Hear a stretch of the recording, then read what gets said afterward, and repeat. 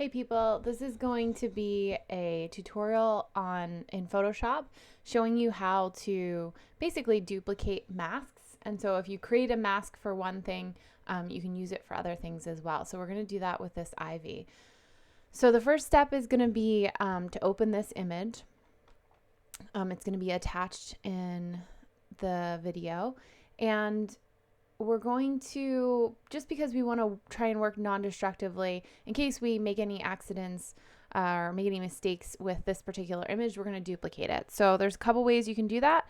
You can either hit Command J, or Command or Control J. You can also hold down the Option key and drag after that particular layer is unlocked. You can also drag down to the new symbol that's right next to the trash can. And so we're just gonna, just as good habit, we're gonna label our layer. So I'm gonna call this one original image, and I'm going to lock it with this little padlock right here, and I'm also gonna hide it. And then I'm just gonna call this one Ivy. So the first thing we want to do is we kind of want to select these red leaves because we want to change the color of them. So the way that you do that is you're going to go to where it says select, and you're going to choose color range. And this is going to allow you to select just the red in the image. So anytime you have an image where you have a color that you want to select and you want to make changes just to that color, this is one of the best selection options to use. So again, it's under select and then color range. And what's going to happen is you're going to have this little tiny kind of thumbnail version of the image. It's going to show up in black and white. The parts that are white are selected and the parts that are black are not. So we're just going to click on one of these leaves, and you'll see that all the kind of red leaves that are similar to that one are going to be selected.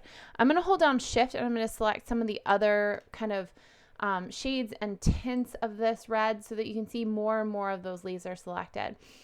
So that I don't over select, I'm also going to like mess around with this fuzziness. I don't want to have too much of it selected. I don't want to start selecting the green as well. So anything that's kind of like in that color realm is going to be selected.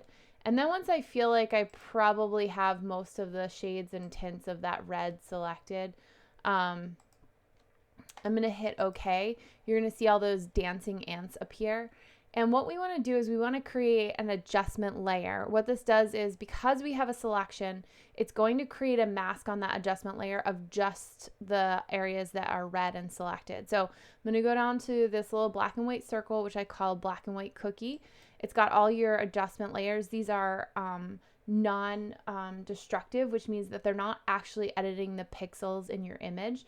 So you're going to go down to the hue saturation one, and this is just going to allow us to kind of make changes to that hue saturation. So in addition to having your layers panel out, it's really important to have your properties panel out, because this is where we get to adjust and make changes to the actual colors that we're working with. So I'm going to just make sure that my layer selected. I'm going to go down here to my hue saturation and my properties panel, and you can see that when I start to drag this around, I can change the color of those leaves. So I can make them any color that I want. I kind of liked this like purpley pink fuchsia color, so I'm going to go with that. I could obviously like increase the saturation or decrease it. I can make a lot of other changes, and any of the changes that we make, we can kind of do this with any of our adjustment layers, which is kind of what I'm going to show you in a second. So once we have those leaves selected, we also want to turn the rest of this image black and white. So the way that we do that is you're going to go back to the black and white cookie, and you're going to go down to where it says black and white. Now the thing about adjustment layers is that they change all of the layers below it to whatever the adjustment is. So in this situation, it's making everything black and white. We actually want to be able to still see those color images. We can kind of mess around with the tones here. So if you wanted to have like a little more contrast, you could play around with the greens and the blues that we know are there. There's probably also a lot of yellow in there that we could kind of lighten up or darken. And so you can play with those adjustments to change the values of the colors in the image. Again, this isn't permanent, so you can see that I can turn this layer off and on and it'll show me the difference between the black and white. So what we're going to do, because we want the image to be black and white, but we want the leaves to be the color that we changed them, we're going to take this mask that's on the hue saturation, and notice that you can click between the actual adjustment layer and the mask. So we're going to make sure that the mask is selected. It's going to have those little brackets on each corner. You're going to hold down the option key and you're going to drag it up to the black and white layer. It's going to ask you, do you want to replace the layer mask? Well, we don't have anything on that layer mask right now, so we're going to say yes. And what it's going to do is it's going to duplicate it, which means that all of our leaves are going to be black and white, which is not exactly what we're looking for. But what we're going to do is we're going to select that mask that's on the black and white layer. We're going to go to the properties panel and we're going to click invert. And what that's going to do is it's going to invert the mask. So everything that was hidden before is now going to be visible, and everything that was visible is now going to be hidden. So it's the complete opposite. So because it's the opposite, only the image that isn't the purpley colors are going to be black and white. Okay, and then the last thing we're going to do is, because we want to kind of warm up this black and white a little bit, we're also going to put a, what are these things called? A photo filter on here. And so we're going to click on that photo filter. It's a warming filter.